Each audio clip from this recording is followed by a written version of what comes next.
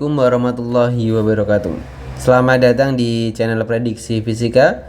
Pada kesempatan kali ini saya akan melanjutkan pembahasan soal ASPD Literasi Sains dari Kabupaten Sleman tahap yang kedua.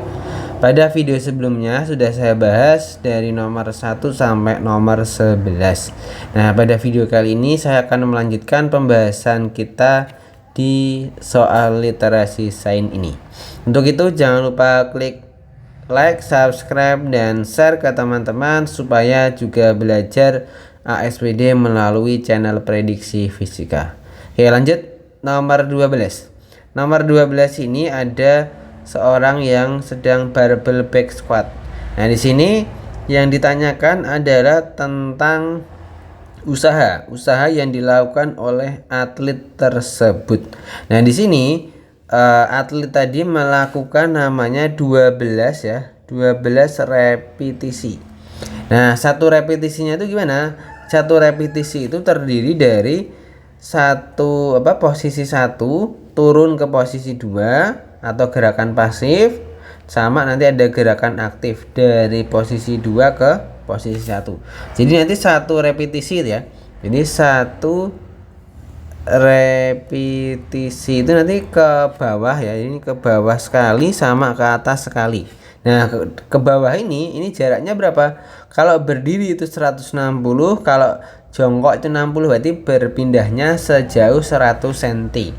Berarti kalau satu repetisi itu atas bawah berarti jadinya 200 cm. Atau jadi 2 meter. Jadi satu repetisi itu senilai dengan 2 meter. Jadi perpindahannya 2 meter gerakannya. Oke, lanjut. Karena di sini ada 12 repetisi ya, berarti di sini jaraknya. Nah, ini jarak yang dilakukan oleh orang tadi mengangkat beban tadi tinggal 12 repetisi dikali dengan 2 meter, maka sama dengan 24 meter. Nah, jadi orang tadi mengangkat ya bolak-balik itu totalnya jadinya 24 meter. Nah, berikutnya di sini untuk menghitung usaha ya. Usaha itu gimana? Tinggal W sama dengan F dikalikan S. Nah, F di sini itu adalah menggunakan namanya gaya beratnya. Jadi kita pakai gaya berat. Nah, di sini ada massa tubuhnya 70 kg, massa barbelnya 50 kg. Nah, maka ini saya tulis Fg ya, gaya gravitasinya. Maka tinggal Fg ya, itu sama dengan apa? Tinggal total masanya dikali gravitasi. Nah, total masanya adalah berapa? 70 tambah 50 dikali 10. Maka jadinya adalah 1200 Newton. Nah, masukkan di soalnya ini. Maka jadi ini F gravitasinya atau gaya beratnya itu 1200 dikali jaraknya tadi adalah 24 meter karena 12 repetisi. Jadi 24. Nah, tinggal ya 1200 dikali 24 hasilnya adalah 28.800 Joule. Nah, ini satuannya adalah Joule. Nah, karena di soal mintanya apa? Diubah ke kalori. Nah, ini ya, kita pakai rumus ini. Jadi 1 Joule setara dengan 0,24. Nah, maka jadi tinggal 28.800 dikalikan 0,24. Nah, hasilnya adalah 6.912 kalori. Nah, maka hasilnya adalah yang B.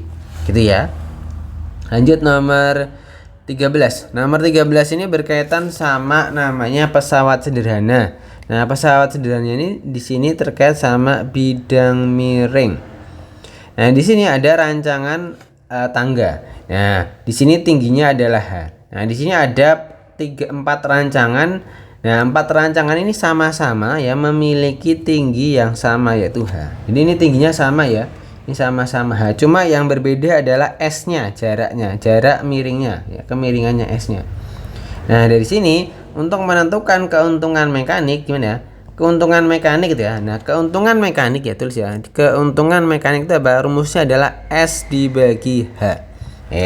Di rancangan 1 keuntungan mekaniknya berapa ini? Kita cek. Ketika keuntungan mekanik 1 sama dengan tinggal S bagi H. S-nya ya ini yang 5. Berarti tinggal 5 per H. Terus keuntungan mekanik 2. Keuntungan mekanik 2 berarti ini jadi 7,5 per H. Terus yang rancangan ketiga keuntungan mekanik 3 jadi 5,5 per H. Terus yang rancangan keempat keuntungan mekanik 4-nya jadi 6,5 per H. Nah, dia tinggal kita bandingkan pernyataannya tadi. Nah, rancangan pertama memiliki keuntungan mekanis yang paling kecil. Ini Pak, ini benar. Ya, jadi rancangan 1 itu benar karena ini 5. Ini 5, 5,5, 6,5, 7,5. Berarti yang paling kecil adalah rancangan 1. Berarti benar ya. Jadi pernyataan 1 benar. Nanti cari yang pernyataan 1-nya benar. Berarti opsi C salah, opsi D juga salah. Nah, lanjut. Yang kedua, pernyataan kedua, rancangan kedua itu adalah keuntungan mekanisnya paling kecil. Ini salah. Karena yang paling kecil tadi adalah yang nomor 1 gitu. Maka salah ya. Nah, berarti kita cari yang salah. Yang salah itu yang ini. Nah, berarti jawabannya udah tahu ya. Berarti jawabannya adalah yang B. Nah, gitu. Oke, lanjut. Nomor 14. Nah, nomor 14 ini berkaitan sama namanya materi tekanan. Jadi di bacaan sini dikatakan apa? Snack ya, snack yang dibawa oleh Pak Partono ini tiba-tiba menggembung. Nah, menggembung padahal tadi saat di dataran rendah itu tidak menggembung. Nah, ketika Partono tadi menaiki gunung, nah itu nanti menyebabkan volume udaranya. Jadi volume udara di dalam snacknya tadi jadi bertambah. Nah, sehingga jadi mengembung. Nah, oleh karena itu, kenapa alasannya? Karena tekanan di dataran tinggi ya, di pegunungan sama dataran rendah itu tekanannya berbeda. Karena kalau tekanan di dataran rendah ya, nah ini ya. Kalau tekanan udara di dataran rendah itu adalah sebesar 1 atm ya, atau 76 cm3 itu kalau di dataran rendah. Nah, setiap naik 100 meter ya, ini nanti setiap naik 100 meter maka tekanannya akan berkurang 1 cm3.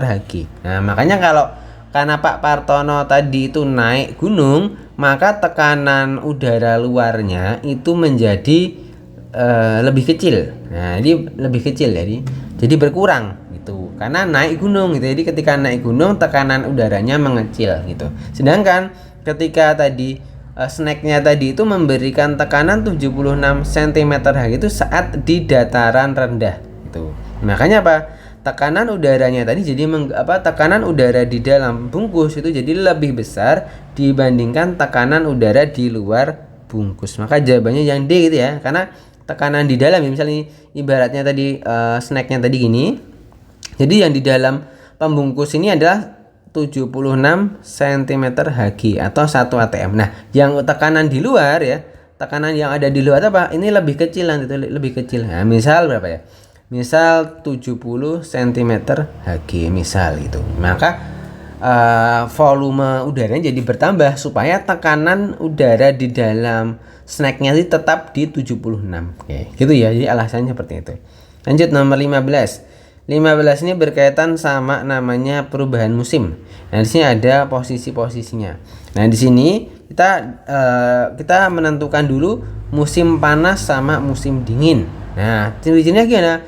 Musim panas itu terjadi saat bagian kutubnya tadi terkena sinar matahari paling banyak. Terus terjadi musim dingin kalau terkena sinar mataharinya sedikit gitu aja. Nah, kita mulai dulu dari yang 22 Desember. Nah, pada 22 Desember ini bagian kutub selatan nih ya, di bagian kutub selatan ini mataharinya terkena paling banyak. Jadi matahari itu paling banyak di kutub selatan. Nah, makanya apa di sini ya? Ini kutub selatannya menjadi musim panas. Nah, gitu. Terus di sini karena ini kutub utaranya paling sedikit ya, ini berarti apa? Kutub utaranya menjadi musim dingin. Nah, gitu. Terus di tanggal 21 Maret itu nanti apa? Posisi mataharinya itu tepat di khatulistiwa atau di ekuator. Nah, oleh karena itu berarti apa? Kutub utaranya ya, kutub utara ini kutub selatan. Nah, kita urutkan. Jadi kalau dari dingin nanti di kutub utara berubah menjadi musim semi. Sedangkan di selatan dari panas, maka nanti menjadi musim gugur. Nah, itu lanjut lagi di bagian 22 Juni ya. Itu nanti apa? Yang bagian kutub utara itu nanti kan terkena sinar matahari paling banyak, maka nanti berubah menjadi musim panas. Nah, itu panas gitu ya. Terus sedangkan di bagian selatan itu yang kutub selatannya, maka nanti menjadi musim dingin. Nah, gitu. Terus di 23 September itu nanti posisi matahari itu di khatulistiwa. Nah, terus di kutub utara ya, kutub utara sini musim apa ini? Karena setelah musim panas, maka nanti berubah menjadi musim gugur. Nah, karena tadi udah panas ya, jadi nanti musim gugur. Nah, ini musim gugur. Terus yang di selatan ya, di kutub selatannya karena dari dingin, maka nanti jadi musim semi. Nah, gitu ya. Jadi urutannya seperti itu. Cara menentukan musim panas, dingin, semi, dan gugur di kutub utara dan kutub selatan. Jadi perputarannya gini aja ya. Jadi kalau kita mulai dari dingin ya, dingin. Nah, nanti setelah dingin itu nanti akan ke semi. Nah, semi. Terus ke semi, setelah semi nanti akan ke panas. Nah, setelah panas nanti ke gugur. Nah, ke gugur. Terus nanti habis itu ke dingin lagi. Jadi prosesnya ya, proses perputaran seminya seperti itu ya. Jadi dari gugur, dingin, semi, panas, gugur, dingin, semi, panas. Jadi berputar seperti itu polanya. Nah, tinggal kita cek pernyataannya. Yang pernyataan pertama, pada 21 Maret matahari berada di garis khatulistiwa. Benar ya? 21 Maret ini di khatulistiwa, betul. Belahan bumi selatan mengalami semi. Kita lihat ya, ini gugur ya. Tadi sudah dicek selatannya gugur. Jadi nomor 1 salah. Nomor 1 salah, jadi jangan pilih yang A, jangan pilih yang B.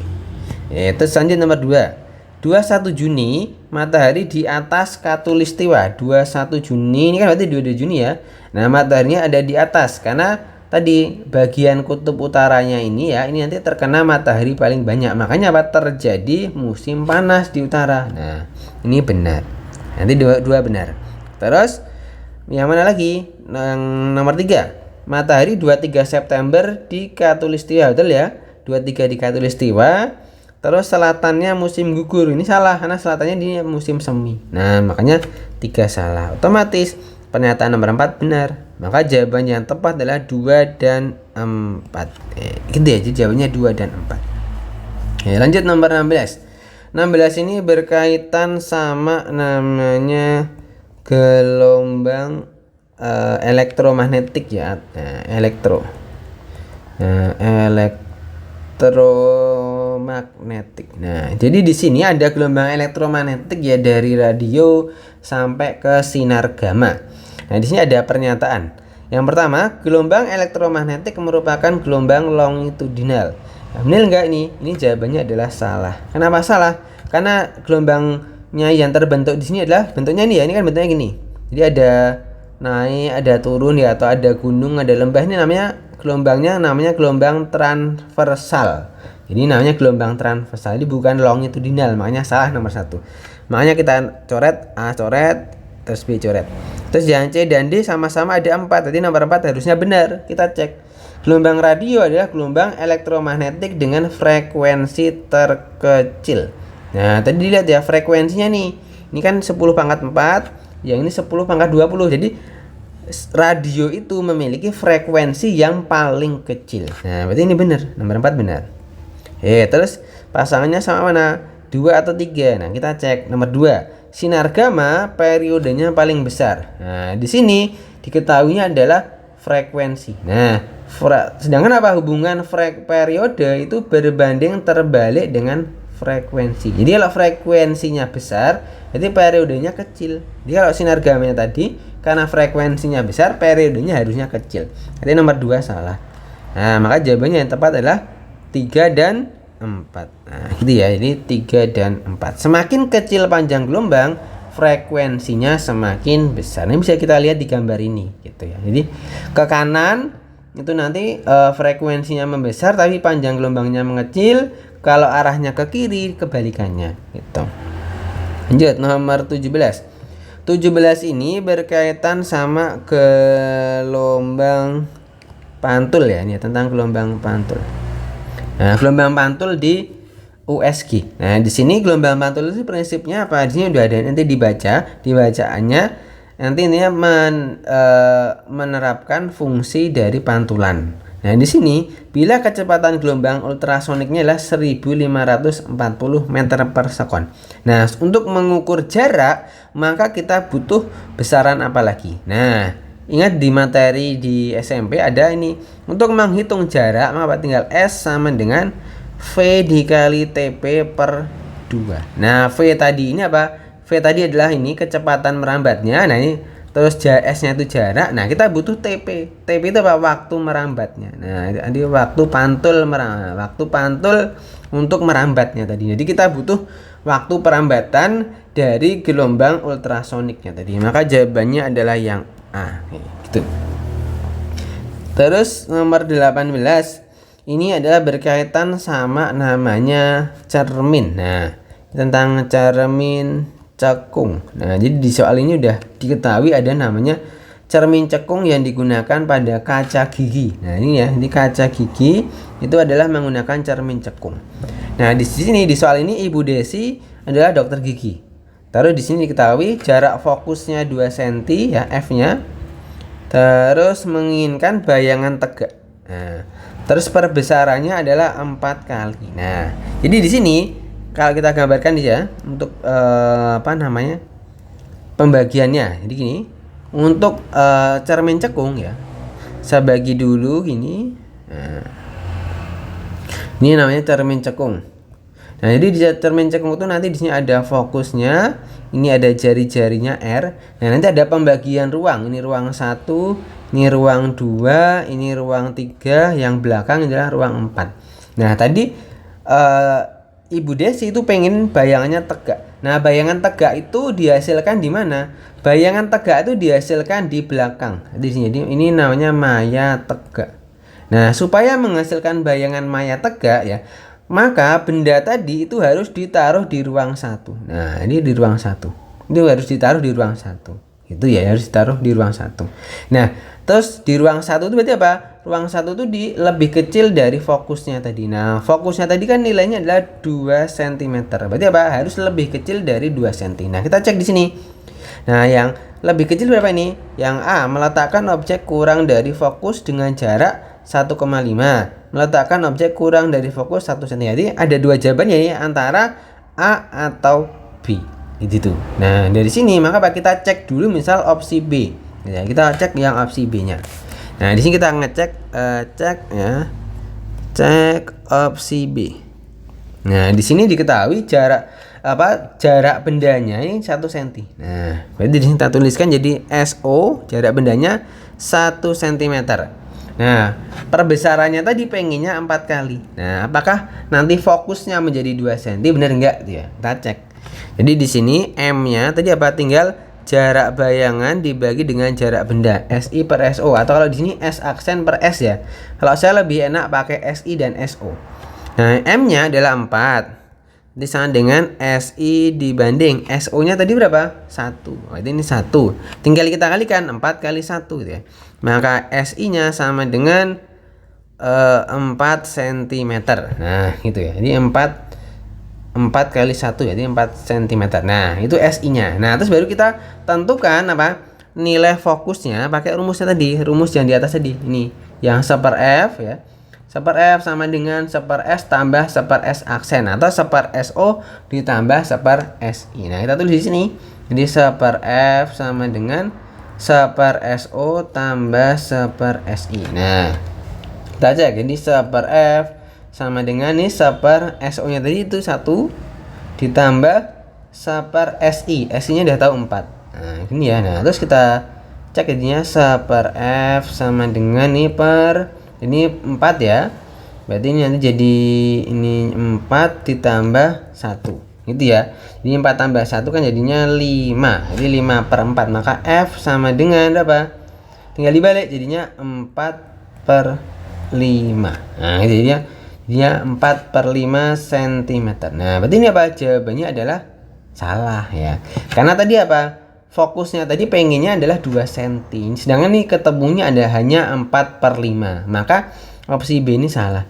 Maka karena ada dua kemungkinan antara A atau B, karena B-nya salah otomatis jawabannya adalah yang A. Ini cara membuktikannya seperti itu. Jadi kita pilih salah satu A atau B untuk membuktikan tadi. Jadi kita buktikan apakah nanti fokusnya ketemu 2 cm atau tidak. Kalau tidak ketemu 2 cm ya maka nanti jawabannya adalah salah gitu. Ya, oke, lanjut nomor itu ya. Pembahasan kita untuk nomor 18. Oke, gitu, ditunggu untuk nomor berikutnya. Terima kasih.